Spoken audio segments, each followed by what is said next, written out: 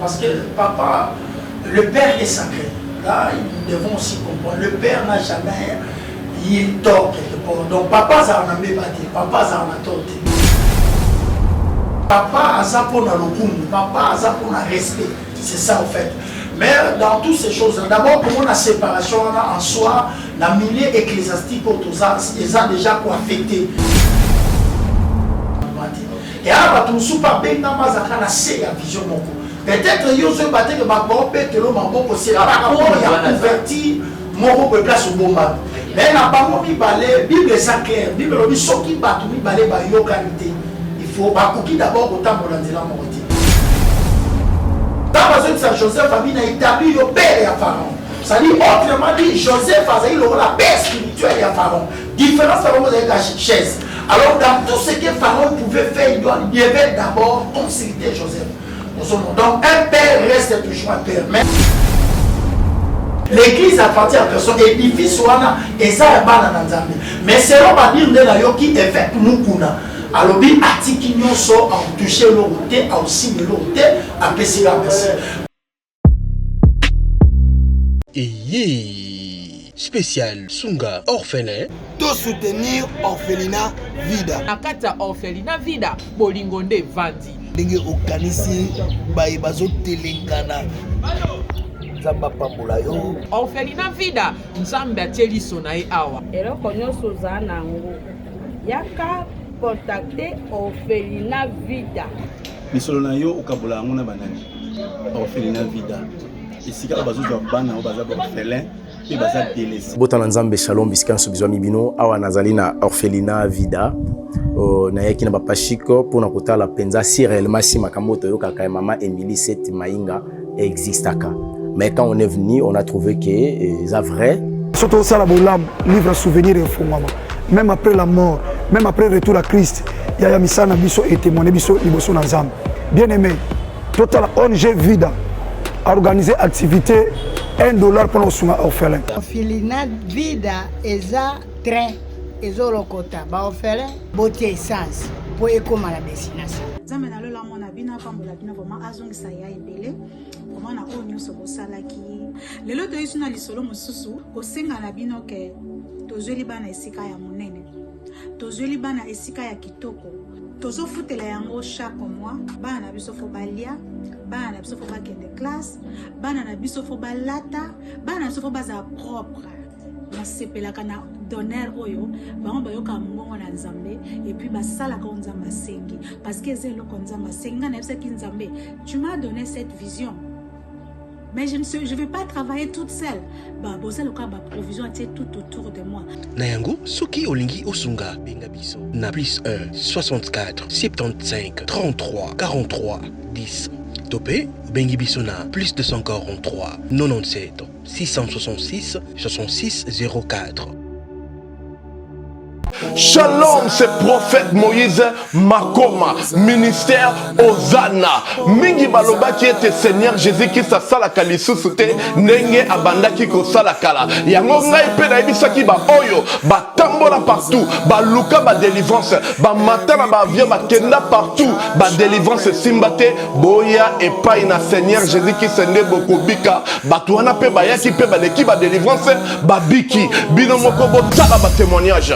Frère na bino na kati ya Irlande nazali na ba blocage ba porte tout ezaki fermé mais depuis na leki na délivrance na papa Moïse makambu tout efongwami na sombi dendaki ba pasi na nzoto esili changement ebele salami na ba aspect nyonso nzamba ozana azosala. Shalom shalom peuple de Dieu nga mama Jeannette en tout cas na belaki tension makasi na yokota na YouTube na kotani na Ozana pasteur Moïse Abonde pour na bandeko les mêmes jours na keipa docteur nanga atalinga tension esili bilonyo zibanda sanga palpitation esili.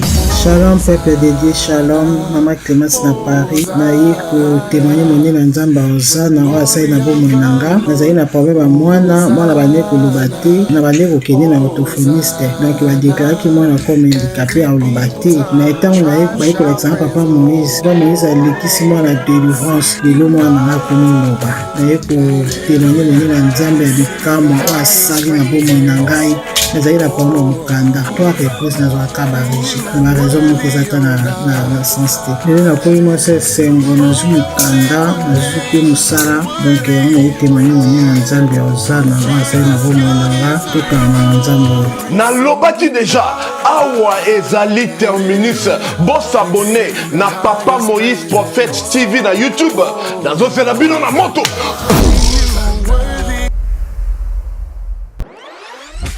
Bozali ebele bokota l'émission de partout na pesi bino mbote. Mbote bala nyonso ya Chebiso TV. Oui malamu na émission na bino réponse à nos questions. Yande ko na bino. Napesi moyini nanga mbote, moyini bonjour, moyini nanga bonsoir. Mbote, la grande famille internaute, très heureux de vous retrouver sur cette chaîne, la chaîne qui nous ressemble à tous chez Chebiso Télévision. Merci pour cette confiance et la fidélité na chaîne Ekokaina nga, chaîne Ekokaina yo, chaîne Ekokaina biso nyonso. Et on te le barisa chenga chez yo, chez Chebiso Télévision. Déjà plus de 152 000 abonnés. Merci à vous, c'est tellement énorme, mais c'est grâce à vous. On vous demande alors de vous abonner très massivement sur cette chaîne Chebiso Télévision et c'est gratuit pour s'abonner. Juste là, c'est écrit en haut, s'abonner, appuyer ou cliquer. Évidemment, il y aura une cloche qui va sortir. Alors, tu veux être la première à recevoir toute notification sur cette chaîne, la chaîne qui nous ressemble à tous chez Chebiso Télévision. Appuyez sur la cloche. Vous ne raterez aucune de nos émissions en ligne. Merci à vous, merci à tous nos partenaires et puis merci à toute l'équipe de Chebiso Télévision. Merci à Dinish à la réalisation, merci à Chris derrière la caméra et sans oublier à Elias le prophète, c'est comme ça que moi je l'appelle et j'ai profité de cette occasion. Je n'avais pas fait une vidéo, alors je voulais faire une surprise à mon frère, le frère que j'aime tant. Il est sublime, il est beau, il est tendre, il est costaud. Elias Sinandoukou, joyeux anniversaire à toi. Alors profite au max de ton jour. C'est ton frère Brad Bumba, le mathématique de la presse. Que la longévité, la prospérité et la sublimité t'habitent encore une fois de plus. Je sais qui tu es et je sais de quoi tu es capable. Cette année de plus te soit une année de bonheur. Profite au max de ton jour. Mélanayo, Sepelanayo, Elias, joyeux anniversaire à toi. Alors merci à Chic Moukadi, merci à vous tous. Vous aimez Brad Bumba de loin de près. Merci à tous mes partenaires. Je salue Maman Emily Maïnga Seti. Non pas parce que tu as l'argent, mais tu as l'amour des gens. Merci à toi. Merci à celle que j'appelle une héroïne de l'ombre, SKS. Merci à toi, tu fais pleuvoir de l'argent comme des larmes. Merci à toi et sans oublier à ma soeur chérie, Drosilia Bala. Merci à toi aussi. Merci à Nabato Nyonso Brad. Vous voulez faire passer vos articles sur cette chaîne, contactez-nous, le numéro est là, plus de 143 963 58 56. Vous ne serez jamais déçus. Alors, que Dieu de plus, il est avec nous sur ce plateau, ce grand homme de Dieu, un homme intègre. Quand il parle, c'est la parole de l'Éternel. Lui, c'est la bouche de l'Éternel. Il est avec nous sur ce plateau. Je vais essayer un peu de lui mettre dans la peau de l'actualité. C'est vrai qu'il n'aime pas ça. Lui, quand il vient, c'est juste pour prêcher la bonne nouvelle. C'est pour la révélation au Kola Pesakaye. Mais moi, j'aimerais un peu le mettre dans cette peau. Essayer de parler sur les actualités qui nous obligent de parler. Alors, on va parler un peu sur l'église, la communauté de l'église. On va essayer de parler sur l'RSC. On va essayer de parler de Makambo et Komeli, église Nabisoya, ACK. En tout cas, il y aura un peu à boire et à manger aujourd'hui avec ce grand homme de Dieu. Je l'ai reçu une fois, mais pas plus de fois parce qu'il est toujours avec mon chef, Chic Moukadi. Et aujourd'hui, moi, j'ai demandé en exclusivité, et pas à Chic Moukadi, de recevoir ce grand homme de Dieu. Je vais essayer un peu de le mettre dans la peau. Il y a réponse à nos questions. Le prophète Miché, il est avec nous sur ce plateau. Bonjour. Bonjour Papa Brad, bonjour Père Abandonné, surtout aux occasions Landabiso, de partout Baza, Shalom Nabango, Kola Pambola. Amen. Bonne santé. Non, santé, ça bien, par la grâce de Dieu, tout le monde une fois de plus. Vraiment, ça fait longtemps. Amen. Par rapport à Moussala, charge au Nzamba Pessibiso, c'est ça qui fait que. Tu belé pétant nous aussi pris Kenda pas Kenda par rapport à vraiment et ça profiter dans mon pepo tant où ça sûrement ils ont salama qu'est-ce qui est et causer les biso temps où nous sommes il y a kara komi benda na kata makola kolo. Non, vraiment merci, d'abord merci pour la question. Moussala to sala Moussala Nzambe. Toi, on a des principes et Ali, présente-toi, cache-toi. Donc, ça demande des moments où et c'est un toi en cachette. Parce que tant que tu as communiqué, vie.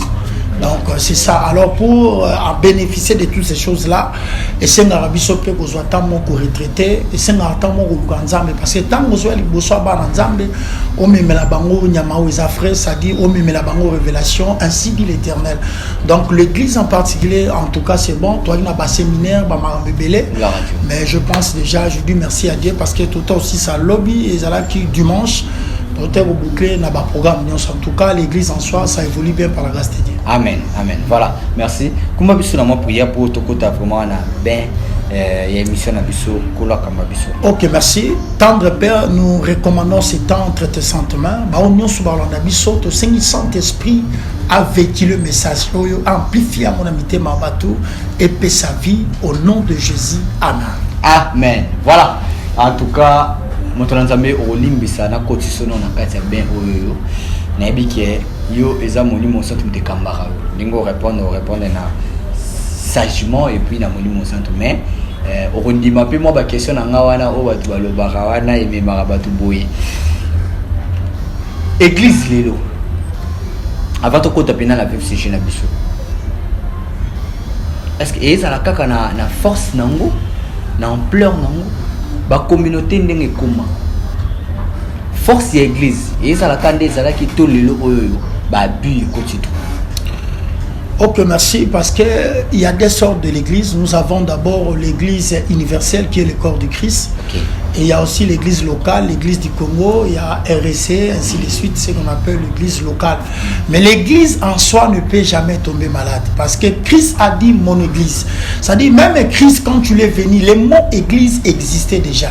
Alors, raison pour laquelle Christ parlait de mon église. Okay. C'est-à-dire l'église de Jésus-Christ n'a jamais été tombée malade. L'église de Dieu, parce que Christ a lobby boyé, a lobby les portes de séjour de mort ne prévenons pas contre l'église. Donc l'église universelle, ils a toujours à bon état. Donc mais babi yo tout le monde n'est pas basala nzambe marambo nya suzoko maka et moment yo moton otalango. Oui que bien nous sommes en Katiana boza la rara suyer dans quatre locaux autant yo qui jamais que ça la vie. Bon, c'est tout à fait normal. Jésus-Christ a lobby un jour, bah bisa collé langababi, a remarqué livré parce qu'il y a l'on qui va bleu, mais a remarqué livré penakati. Le maître a dit botikamo et lorsque kokola et puis tant toya to longolango toye ba séparer. Il y a d'autres choses toye et ça inévitable. Donc il y a que Dieu qui est saint. Tant que tout ça batou, il y a l'imperfection. Donc on ça l'effort pour atteindre la perfection, mais il y a toujours l'imperfection dans l'homme. Donc cela veut dire ce sont des choses aux alakak. C'est une manière pour prouver l'église au bisotozali.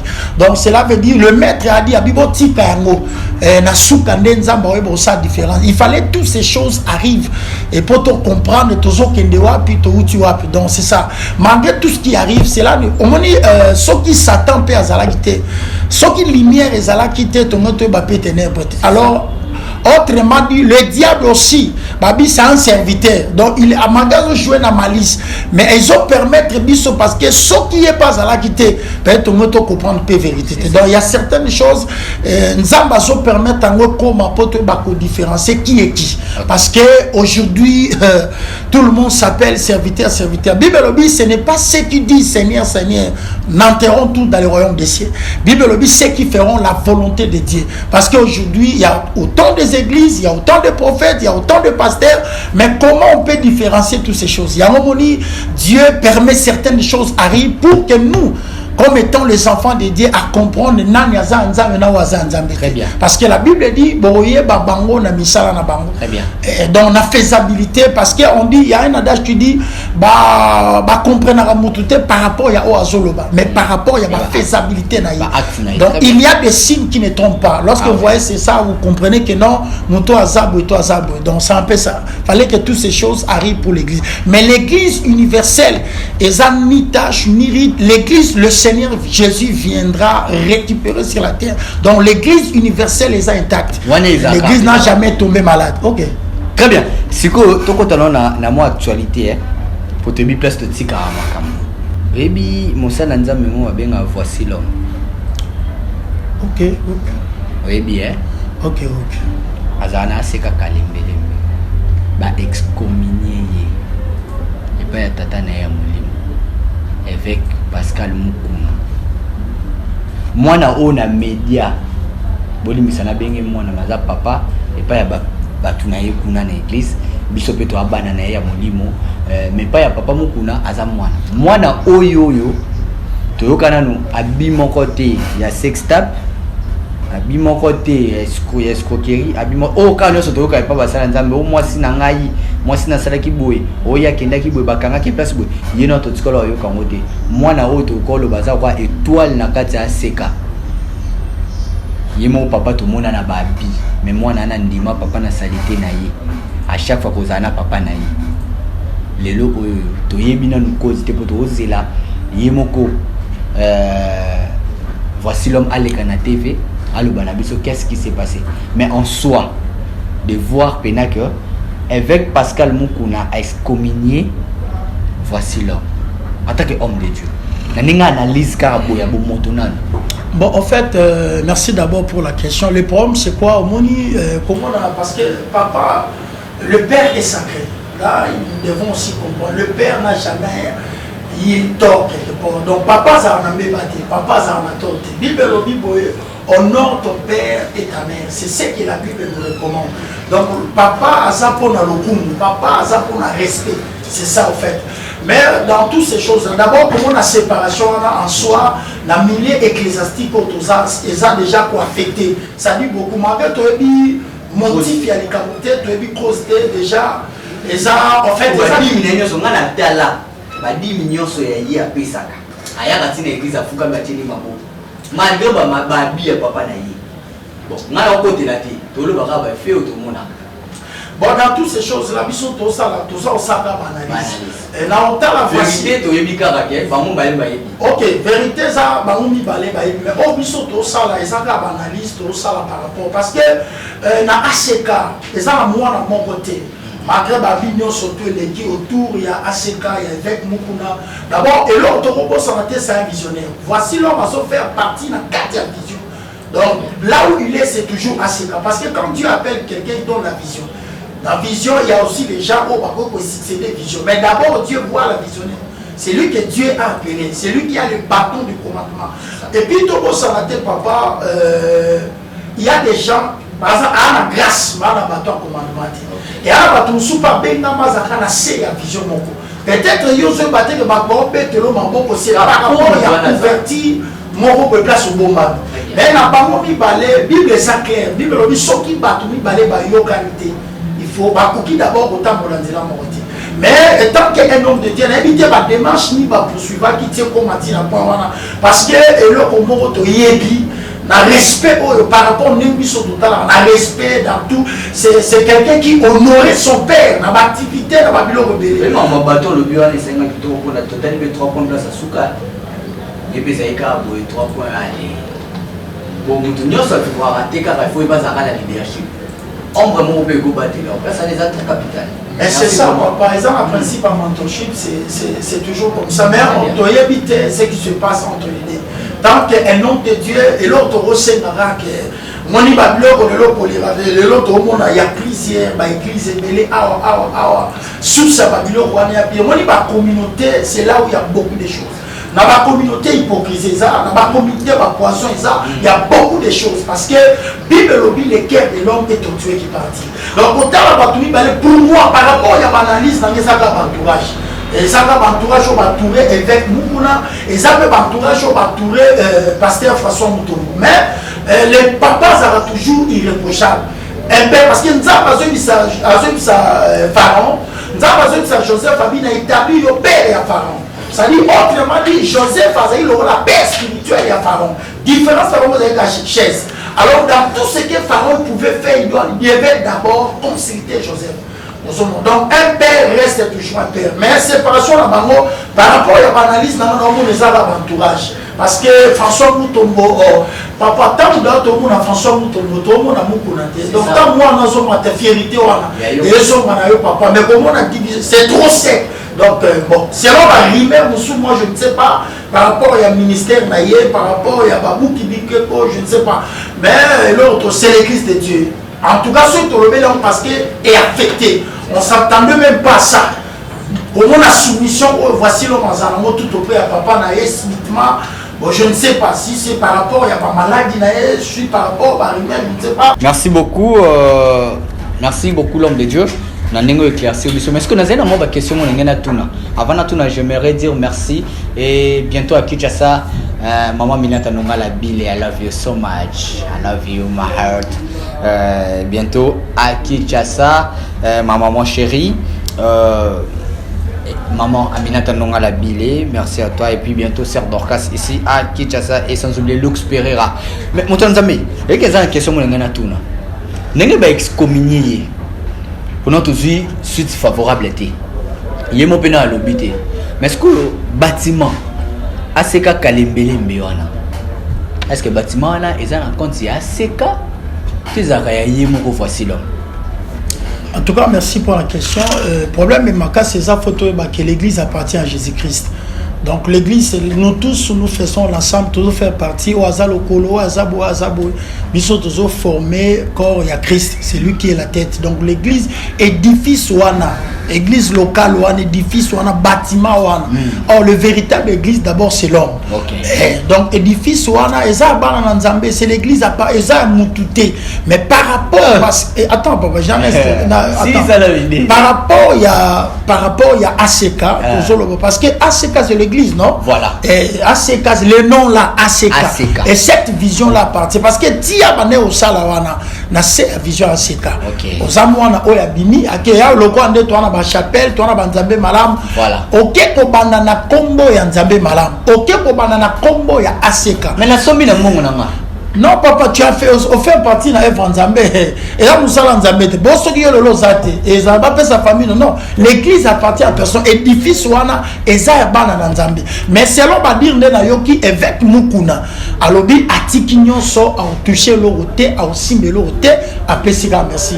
Moi, tant qu'un homme de Dieu, tant que moi Nzambe, souci ça que bayokan. C'est que je peux dire, je suis le pasteur François. N'a dit qu'il y a tout autour, il y a ce qu'on appelle la fou du roi Bazar.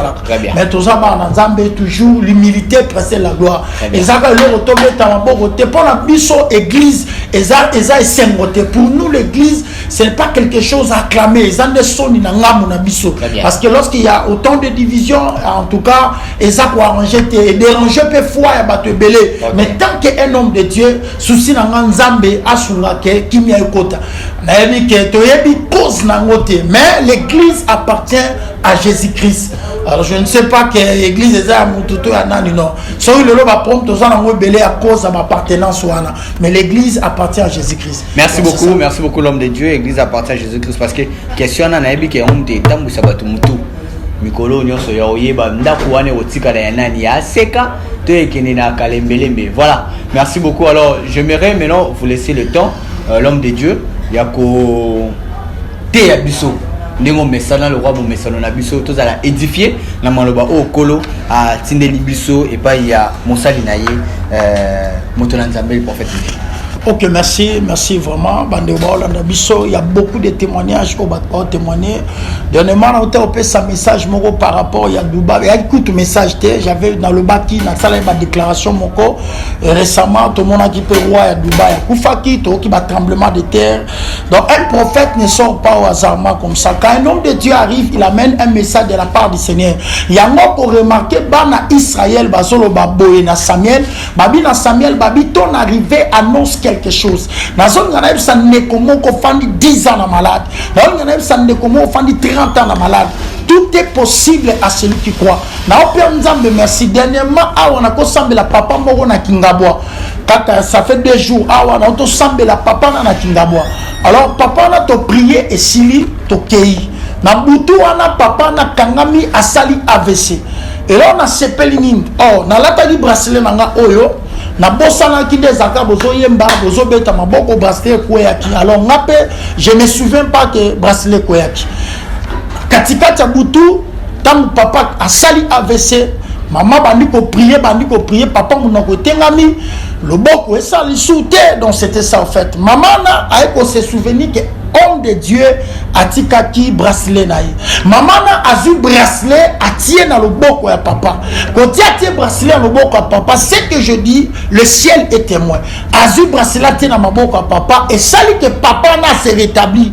Lobi na tongo munoko songi normal. Lobi na tongo fonctionnement nyonso ya nzoto songi. Tika na bisayo, chaque homme de Dieu a sa particularité on nzamba pesi. Il y a beaucoup de témoignages. Maman moi benga na Irlande abi papa. Maman a sali 10 ans. Mobala kenda atika epenaba. Et puis maman a dit papa na yisa nzambe en dehors na ye na ozosu mobile musute. Pour na yebi ke yenda mobile na magesika ke ozomu. Abi papa na prière kaka. Mais abengi nga consulter l'homme de Dieu. Ton 8 ans il y a prière na ye 5 jours il y a prière. Na yebi som to benga il y a beaucoup de hommes de Dieu. Chaque homme de Dieu a sa particularité. Likambu ba boko la kangote, ba bomba ka problème te. Problème est comme jamais à yo. Batou souba la nanga au fan no comprenate. Au télé maralisute, au lo maralisute. Maman zu bracelet pas matin na wora papa. Ce qui bracelet ko sala bon, c'est là veut dire eza bracelet. Mais maman avait la révélation. Il a compris que l'okonyo so mon sali andamba simi et boulisami. Et l'okonyo so homme de dia simi et pakolami. C'est de la même manière, il y a des linge, toucher pierre, toucher malade, il y a un problème, je ne sais pas quel genre de problème on a. Na merci, papa mon tombé en Belgique, ça fait déjà 2 mois, il y a un problème à faiblesse sexuelle. Et j'ai prié pour ce papa et Dieu l'a fait grâce. Nous avons sali grâce, nous avons ici. Il y a pas un problème. Il y a un problème autant que ce soit de obi que et na batu musu moni akoti na mbetu akiola la makola la te aza habité tellement na ba problème ba mesana na likambute on a sepela na lisolo yo ya basimi balé à prostituer oyo ba bota kesika moko Bible zolo ba au milieu de la nuit oya lalela mo ane na ndenga mabe a constater que moi na kufi et na batu belé ba sala constat vie na bango malgré place aux arts. Mais on remarque que c'est comme si ma réalité, ma répétition a un problème. L'homme de Dieu est devant toi. Et on a témoigné, on témoigné, on semble la pour maman moko, ça fait 4 ans que raté. Donc raté, on a beki, quand tu prière, tu sali naïe, tu sali prière, à benginga, tu bondeli naïe. Abi papa n'a senti le roi biloko koinga na makolo. Na habité. Bible lobi toute plante qui n'est pas plantée par mon père sera déracinée. Na habité l'oni baloni na bomo inayo. Tika na pesa message ba ndoko nyoso ba olanda ngai. Na so mona musicien mo munene ya mboka na biso. Pour ne pas citer les noms, na moni asali accident. Parmi na clan ya wenge. Clan kara ya wenge mobimba na moni asali accident. Mais accident wana enya o meme na kufa. Alors on ne donne pas de message pour les sentiments. Tu perds un message pour maman na to lobaki. Ngana pesi ba prédiction a na lobaki avant même des fois à kufa. Dieu m'a parlé que ton père de mission muneni et les cas mikolo des fois kufa. Dans la moka il y a des gens nzamba telemisi a des fois biso mogo tozo reconnaître na moni accident mikolo zoya na moni a musicien mogo ya clan wenge. Mais j'ai pris Dieu et me maina kufa te. Ton prophète, non seulement parce que Dieu nous a établis dans ce pays. Un prophète, c'est le yeux de l'éternel. C'est un surveillant, c'est un sentinelle, c'est lui qui veille pour la nation. Donc, sans pesa, Mikole Zoya, et puis nous avons dit to bon de la makasi. To bon de la makasi, même bateau bali banda. Namoni, accident. Namoni, accident, inondation, en mouvement, makasi. Ben, namoni, kilezo sopana. Alors bah on va appris dante nzamba bisinga ba on va appris dante na moni moule les obeta fallait na phénomène na moule même akila et dans l'esprit à sacrifice on va sopi makasi et puis nzamba bisinga basi nyonso ya zemi na momo oyo kanga yo na nangwa na zemi parce que et en avant moko na moni ba mususu ana zemi bakangie photo tikili bumulibanda.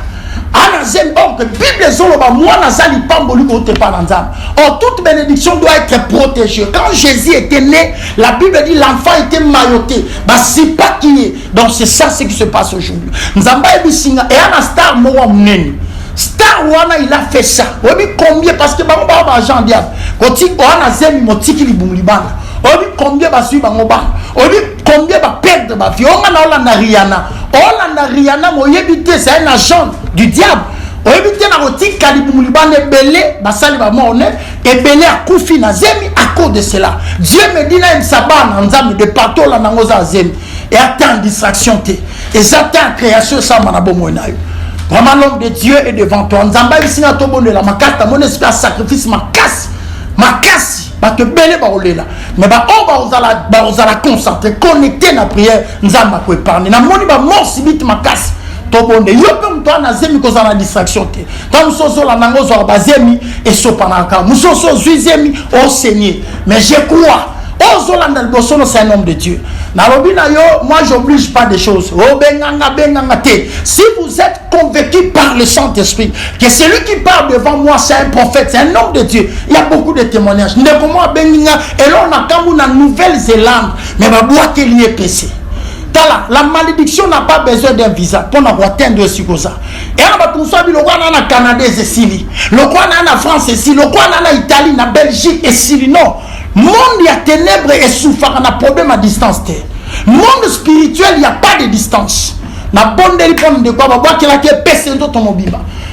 Kaka tango benga to sali prière il y a 3 jours. Zoabo salabo na bonne délipone aye. 4e jour abi papa a s'est trouvé tout. Na biloko salaki ba mikusa ba biloko tout PCKI. Yo mto na problème au fanda. C'est vrai tant autant ngo bia ba sala nzamba ngo tala. Na sepela mo sala nzamba bi soki nzamba na kufa mekape mususu. Chaque homme de Dieu a na oran. Ana particularité nzamba peso. Tant sunde na loba mobala kei.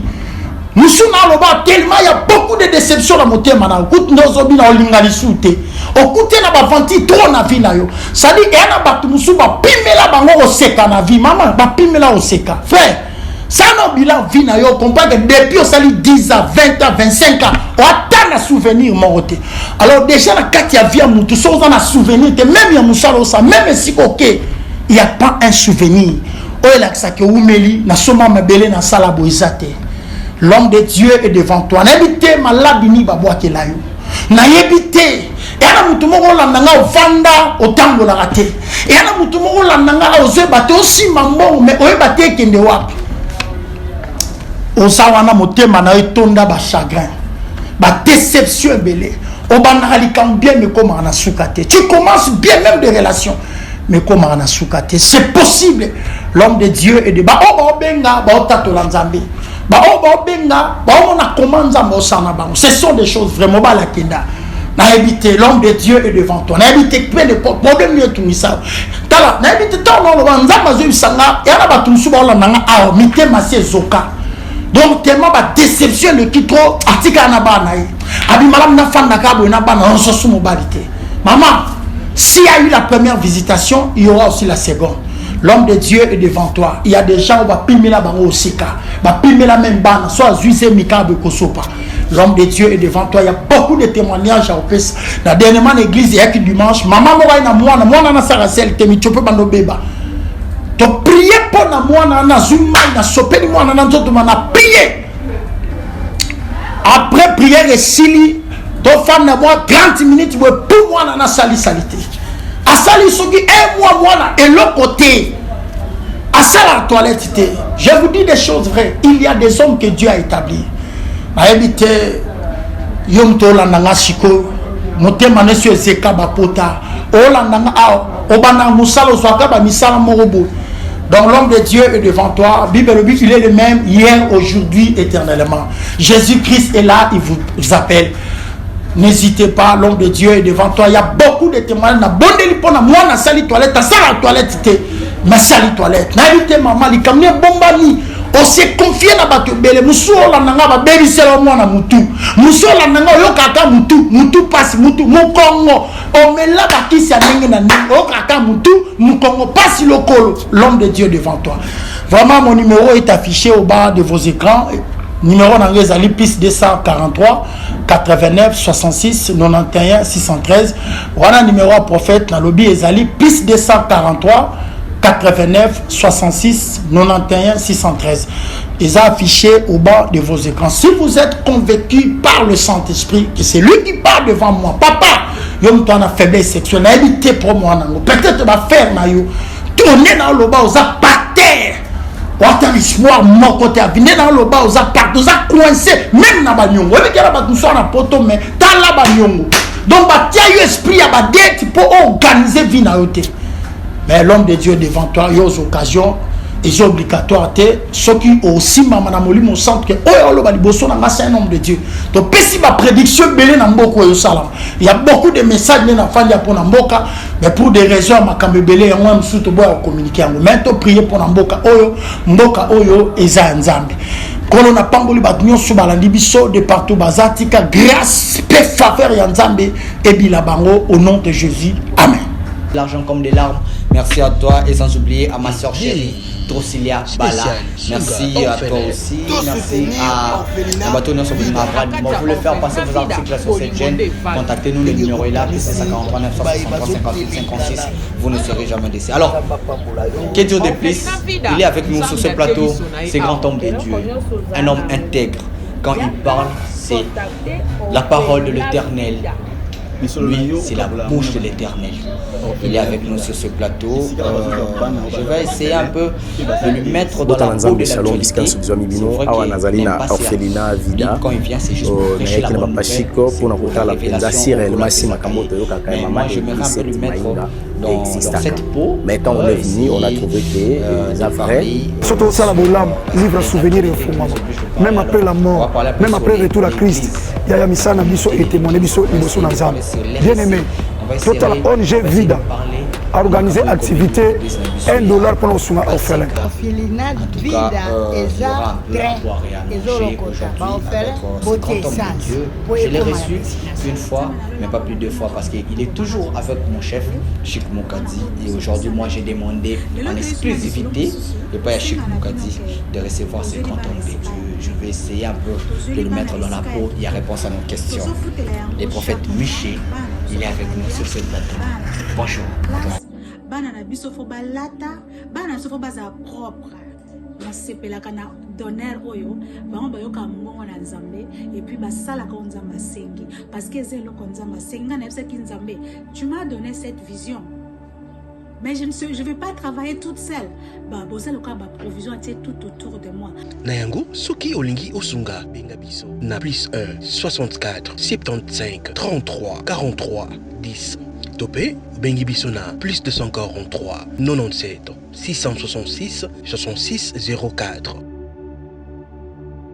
Shalom, c'est prophète Moïse Makoma, ministère Ozana. Mingi baloba qui était Seigneur Jésus qui sa sala kalisusuté, nenge abanda ki ko sala kala. Yango ngai pe na ibisa ki ba oyo, ba tambola partout, ba luka ba délivrance, ba matana ba via ba kenda partout, ba délivrance simbate, boya et pas na Seigneur Jésus qui sende bokobika, ba tuana pe ba yaki pe ba leki ba délivrance, ba biki, bino moko bo tala ba témoignage.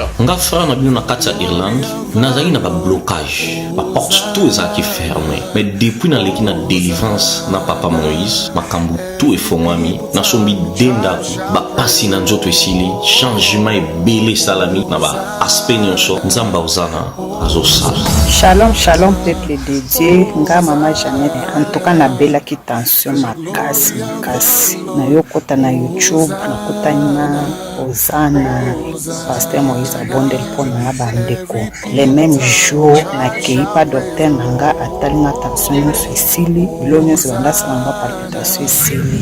Shalom peuple de Dieu, shalom mama Clémence na Paris na yiko témoigner moni na nzamba Ozana wa sai na bomo nanga nazali na problème mwana bane koloba te na bane kokende na orthophoniste donc ba déclaraki mwana comme handicapé à oloba te mais tant na ye ba ko papa Moïse alekisi mwana délivrance lelo mwana na komoloba na ye ko témoigner moni na nzambe ya bikamo asali na bomo na ngai nazali na problème mokanda to réponse na zaka ba régie na raison moko ezata na sens te lelo na koyi moi c'est sengo na zumukanda na zupe musala donc on a témoigner moni na nzambe Ozana wa sai na bomo na nga to kana nzambe na lobaki déjà awa ezali terminus bon s'abonner na papa Moïse prophète TV na YouTube dans un bino na moto.